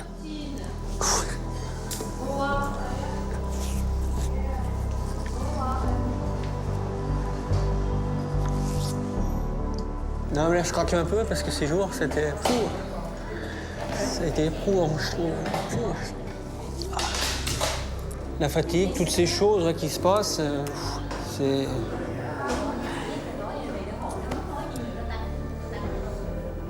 Fallait que ça sorte au bout d'un moment.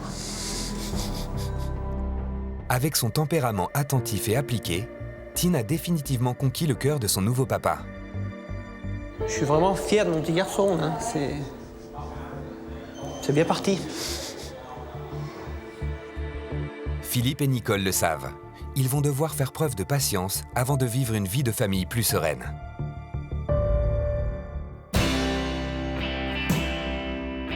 La Paz, capitale de la Bolivie. Caroline, 28 ans, vient de dire au revoir à Maria Luisa, qu'elle parraine depuis 2 ans.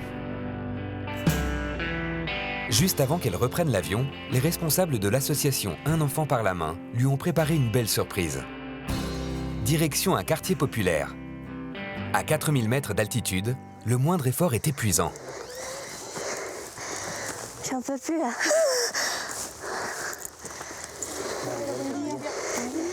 Buenos días. Me llamo Caroline. Cette jeune fille, c'est Maribel. Elle a 16 ans. Comme Maria Luisa, elle aussi a une marraine française. Elle a gardé tous ses courriers depuis 12 ans. Voici la photo de ma marraine. Elle s'appelle Pascal. Elle m'envoie des photos de Paris, de tout plein d'endroits. Ma marraine est très gentille. C'est plus qu'une marraine. Et même si je ne l'ai jamais rencontrée, c'est comme une seconde maman. Parce qu'elle me donne des conseils, elle me dit des choses agréables. Et surtout, elle m'appelle son petit cœur de Bolivie. Ça me plaît beaucoup qu'elle m'appelle son petit cœur de Bolivie. Maribel vit avec ses parents et sa petite sœur. Son papa est ouvrier. Elle va montrer à Caroline à quel point le parrainage a changé sa vie. L'étage de la maison familiale, c'est son étage à elle. Ici, c'est mon bureau. Et j'ai aussi plein de cahiers pour faire mes devoirs. C'est quand même une chance d'avoir son propre espace pour étudier, pour voilà, avoir des bonnes notes après à l'école. Donc oui, c'est d'autres conditions de vie quand même que Maria Luisa. Caroline ne résiste pas à montrer à Maribel des photos de Maria Luisa.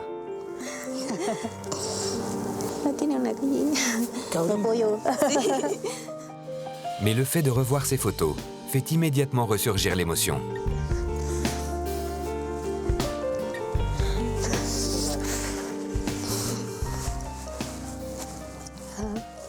Je sais pas quoi dire là, voilà, j'ai eu la chance de pouvoir la voir. Elle fait vraiment partie de ma famille et puis là je l'ai quittée, je sais pas quand est-ce que je vais la revoir, mais je sais que voilà, le peu de moments qu'on a passé ensemble, c'était quand même assez intense. Donc voilà, et puis je me rends compte, sincèrement oui, j'ai eu beaucoup de chance de pouvoir la voir, donc voilà, je suis chanceuse sur ce coup-là, oui. Rencontrer Maribel a permis à Caroline d'imaginer ce que pourrait devenir un jour Maria Luisa grâce à son soutien financier. Et de réaliser qu'il n'y a pas que les parrains qui sont attachés à leur filleule. Je voudrais envoyer tout plein de bisous à ma marraine. Bisous. Et finalement, je pense que pour nous, c'est important de pouvoir venir les voir, mais je crois que c'est aussi important pour eux de nous rencontrer. Je pense qu'il y a l'attente des deux côtés, finalement. Avant de s'envoler pour la France, Caroline a tenu à prendre le moyen de transport le plus typique de la capitale, le téléphérique.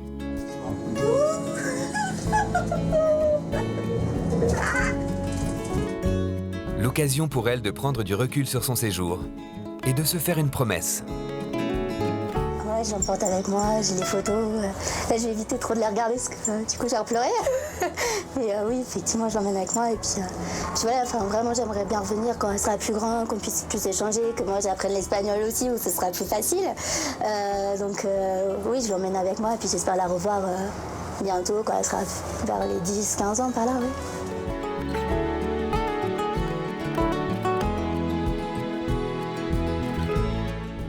Nicole et Philippe ont décidé de passer un mois au Vietnam pour laisser le temps à Tin, l'enfant qu'ils adoptent, de s'habituer à eux. Ils filment leurs escapades, mais aussi leur vie de famille, ponctuée de crises de jalousie d'Oa, qui se montrent parfois très violents envers Tin. Ça fait très mal, ça. Malgré ces épreuves, des liens se créent au sein de la petite famille. Au fil des jours, Nicole et Philippe découvrent que Tin n'est pas autiste comme son dossier médical le mentionnait. Les 8 années qu'il a passées à l'orphelinat ont ralenti son développement. À présent, grâce à sa nouvelle famille, il peut s'épanouir comme tous les enfants de son âge. Ouais, justement, aujourd'hui, on le voit s'ouvrir, on le voit faire des câlins. On sent qu'il rentre dans notre famille, en fait. C'est rassurant. Dans le plus grand parc de la ville, les manèges permettent aux deux frères de partager des activités. Et c'est cette image harmonieuse que Nicole veut conserver de toute leur aventure au Vietnam. Les espoirs pour le futur, c'est qu'ils s'entendent bien tous les deux et qu'ils deviennent comme des jumeaux. Ils soient contents tous les deux d'avoir un frère du même âge et qu'ils arrivent à partager beaucoup de moments de complicité ensemble. C'est leur dernier jour au Vietnam. Avant de reprendre l'avion, ils ont décidé de retourner à l'orphelinat de Tin une dernière fois. Vêtu de son nouveau t-shirt et de ses chaussures tendance, Tin fait l'admiration de ses anciens camarades de jeu. Ses sourires en disent long sur le bonheur qu'il ressent depuis qu'il a une famille pour veiller sur lui.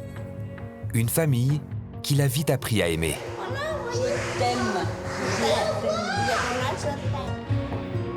Nicole et Philippe tenaient à ce que Tin dise au revoir à ceux qui furent ses amis pendant 8 ans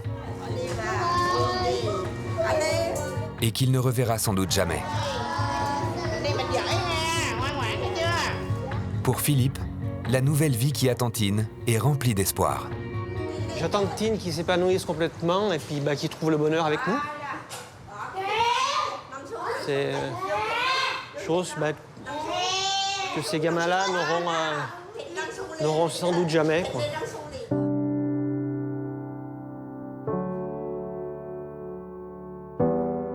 Quelques heures plus tard, à l'aéroport d'Ho Chi Minh, Tin quitte son pays natal après avoir passé 8 ans dans un orphelinat. Jamais il ne s'est senti plus libre. L'avion, l'avion. Hope builds a home. En France, une nouvelle vie l'attend, entourée d'une famille, comme dans ses rêves les plus fous.